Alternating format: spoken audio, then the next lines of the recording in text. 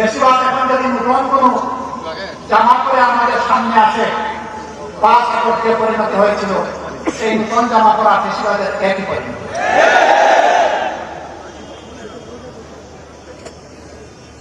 গরু কেনা এবং কুরবানির পর এই যে এখানে আপনারা যারা বসে আছেন, আমি বিশ্বাস করি তার কমপক্ষে 40 লাখ মানুষ বিগত 3 নির্বাচনে আপনারা ভোট দিতে পারেন নাই, শুধু তার না, জীবনেও একবার ভোট দিতে পারেন না।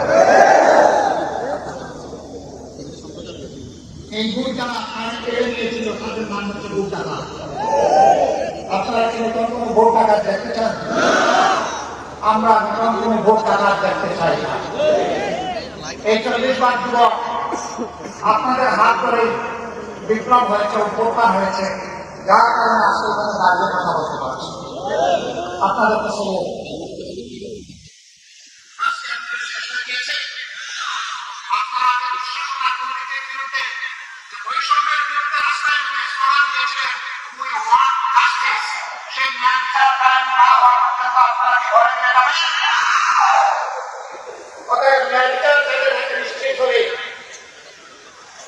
আমরা আপনাদেরকে আহ্বান জানাবো, আমরা সবাই মিলে কাদের সঙ্গে হবো ইনশাআল্লাহ।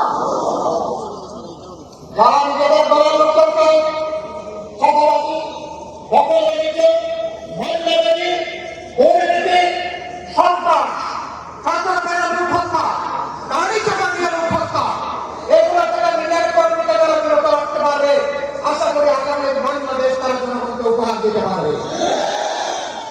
আর যারা এগুলো পারবে না, তারা যত অঙ্গীর স্বপ্ন জাতিকে দেখাবেন, জাতি তাদের এই মতলব বুঝতে জাতির মোটেই কোনো অসুবিধা হবে না।